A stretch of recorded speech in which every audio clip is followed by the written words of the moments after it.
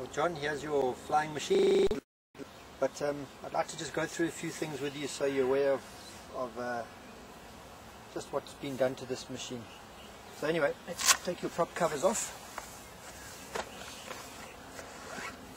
This is a carbon blade. It's very nice, but as I said to you, I think you should rather use a wooden one to start with, just so if there's a mishap you can actually just use it's easier and cheaper to replace the wooden one. This tune pipe's got a bit of surface rust on. Otherwise everything else is okay. The frame, you can see it used to be a 2-piece or a 3-piece. It's been welded back together. This strut is bent just to keep the prop away from it. Otherwise it's not a bad machine. The bottom struts, I had the strut put in here. It's unpainted at the moment. It's mild steel, just as an extra strengthening support. But otherwise it's a nice machine and it starts quite well. And to stabilize it, your glider will clip in here.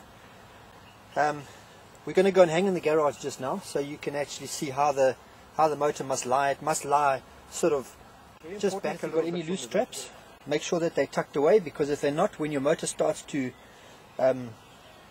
rotate, this is going to get sucked back into the machine. Take these straps and you strap them back. Your ground handling straps will go onto here.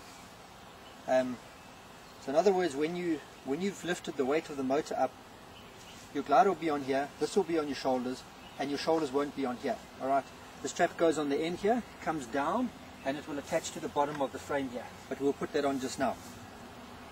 Okay, in terms of starting it, this doesn't have a pull start, so I normally just flick the prop, but I did put a battery in yesterday, and it ticks over quite well. You've got an on-off switch over here. Alright, so we flick it up to on, and then on your machine here you've got a kill switch and a electric start switch. Alright, so first thing we need to do is we need to bring fuel from the tank up into the carb. There's no fuel pump on these things, so the easiest way, what I do, here's the top of your carburetor, I push the diaphragm down with the end of this accelerator cable. Alright, and then simultaneously, while I'm depressing that, I just squeeze the primer bulb, and you'll see the fuel come out of the, see, fuel's coming out, which means the carburetor is now flooded. Alright, if you're going to start it by warming up by flicking the prop to save your battery, very important that you keep your hand on the kill switch. Sometimes when you flick the prop, the accelerator jams, and if you haven't got access to the kill switch, the motor will take off without you, and you, unfortunately, on the prop side, and you run the risk of losing a couple of appendages. So what I normally do is I keep my arms away from it, and it's flooded, so we just got to get the fuel out.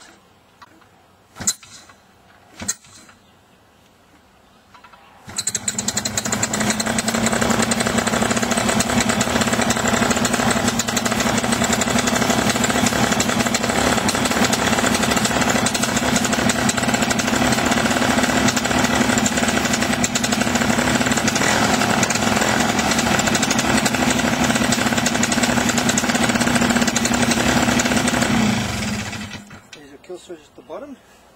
Here's your electric start at the top.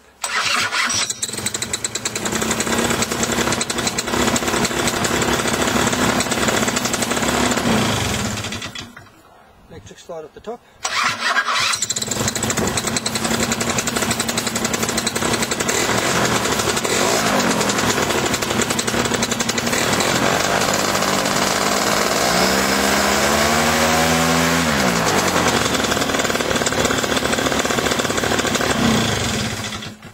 Was probably about half throttle, so there's plenty power in this thing. That's about really all I can tell you. The oil mixture, I'll email you, we can go through that. You can use synthetic oil, you can use normal 2-stroke. Synthetic's good, but it's expensive. Otherwise it's a standard machine. It's an incredibly powerful machine, and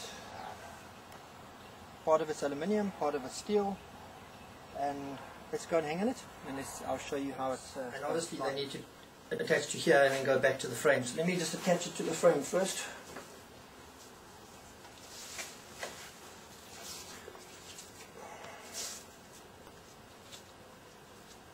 Loop through here. Okay, bring them through here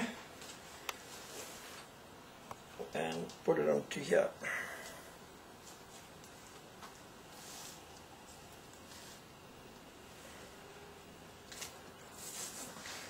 Okay, so when I stand up, the weight's taken up on here and not here. And we do the same ones. Okay, those are called your ground handling straps. So, when you're sitting in the motor, your prop must be slightly back from the vertical. If, as I said, you're lying too far back, slide this buckle back down here and it will pull the machine up. If you find you're sitting too vertical, slide this buckle down here, so in other words you're clipping in about here, and it will make you sit further back. But this is quite comfortable. There's a couple of holes here because I changed the sidebar system, so it did have different tripping points. But I might sew a bit of binding around there. I'll see if we can do that. I put another bolt through. Got a comfortable setup. Your toggles are here. When you stand up, see, all the weight is on my shoulders and not on here. Okay. If you decide that these are too low, you can of course release them, but remember, as you release them here, this will come forward and it will affect the lie of your motor. So if you release this, you must simultaneously pull this back to keep it in the same position. One thing you must remember is that if these are too high, you can't reach your toggles when you let them go. So when you do your first flight, keep your hand on your toggles, and if you do let them go, make sure that they sit here and you can grab them again, because I've known some people, these carabiners are sitting up here and you can't reach your toggles or your carabiners. There's your chest strap, your leg straps underneath here, they will come round and clip in here. Otherwise it's very comfortable. I think the line will tell you about, I lost my shoulder strap here. Okay, I'm about 83 to 85 kilos, so this is probably the same weight for you. Just bear in mind that if a very heavy person gets in, he's got a lot of weight pulling you forward, alright? So the motor is going to be sitting too far up on the vertical. What a really heavy guy needs to do is move this down here so it actually pulls him back. If a very light guy gets in, you can imagine that he's sitting back. What he then needs to do is shift this buckle back so it pulls him up. So for your weight, sit in it, hang in it, see that the prop is slightly back from the vertical, not too much, that you're comfortable. When you stand up, you're comfortable on the ground handling straps.